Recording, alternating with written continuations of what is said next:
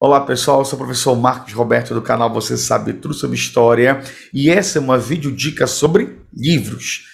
Nós estamos no bicentenário da independência do Brasil e eu estou selecionando alguns livros para fazer essas videodicas. E o livro que eu escolhi foi este aqui, Personagens da Independência do Brasil, do historiador Rodrigo Trespac. Quer saber mais sobre isso? Não saia daí.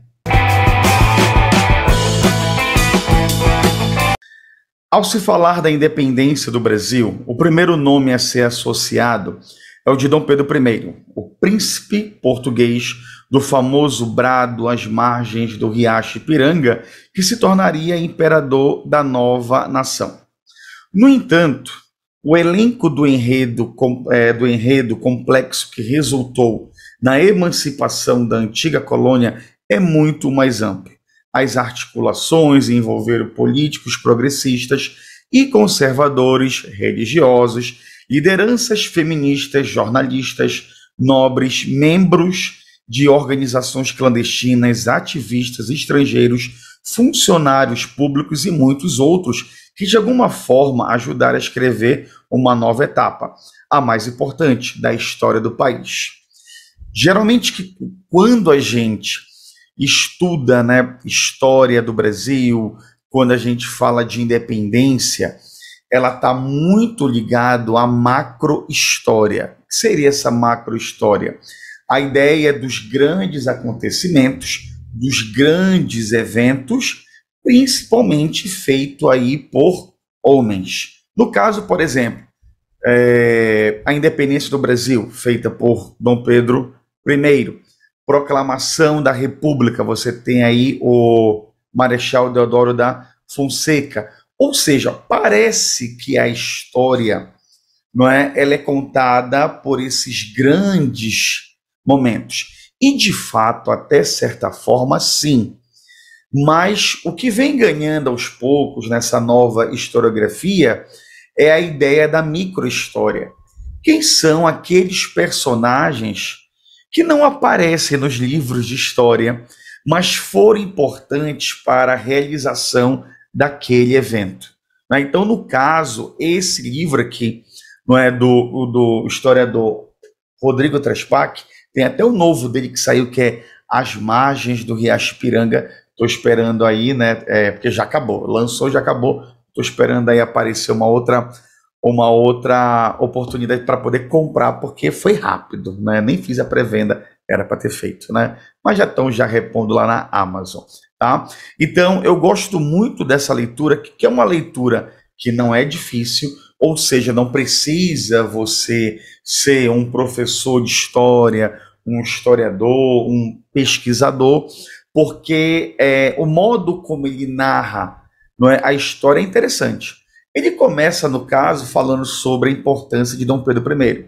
Só que, a partir daí, ele começa a mostrar os outros personagens que contribuíram para a independência do Brasil.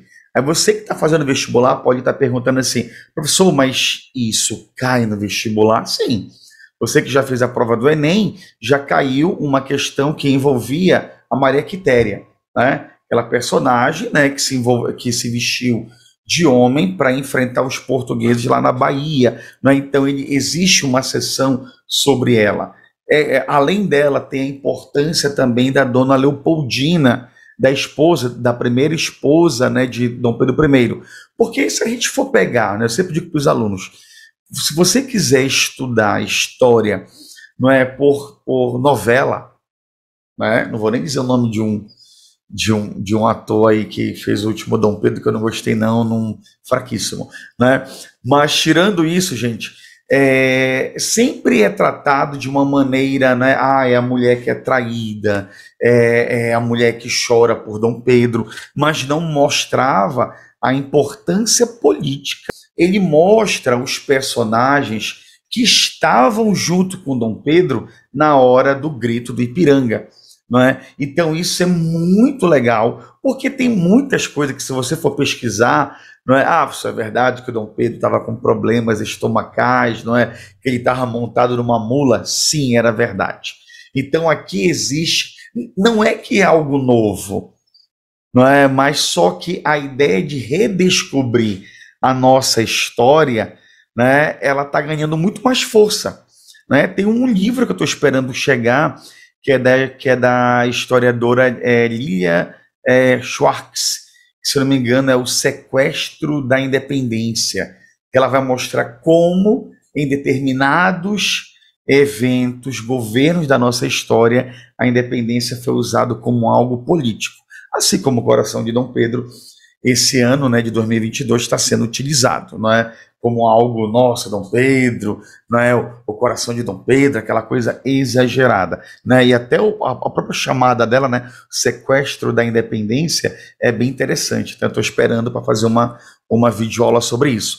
Então, ele vai falar também, não é, do padre Belchior, que estava ali na comitiva do Dom Pedro e que tem relatos do padre Belchior que mostra, né, que o Dom Pedro não estava montado naquele cavalo que a gente está acostumado a ver, né, naquele quadro lá do Pedro Américo. Ele não estava assim. Então existe um trecho ali, não é, de um relato, né, do padre Belchior.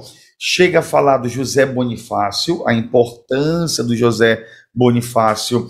Fala também sobre os artistas da época, né? O quadro mais clássico, que não é, que é do Independência ou Morte, que é do Pedro Américo, né? Que foi feito em 1888. Não é? Quem mandou fazer aquele quadro, não é, foi o Dom Pedro II, filho de Dom Pedro I, que era para exaltar, né, os feitos do pai dele, Pedro Américo, né? Ele sabia, ele tinha noção do que ele estava fazendo, não é? Então ele deixou algo grandioso, né? Que era a marca do Pedro Américo. Não é à toa que também ele fez também um quadro sobre Tiradentes, né? O Martírio de Tiradentes, né? Que tem muitas mensagens ali, né? Clica nesse card aqui que também tem um especial sobre eu explicando, né, o quadro, não é, do Tiradentes, feito por Pedro Américo.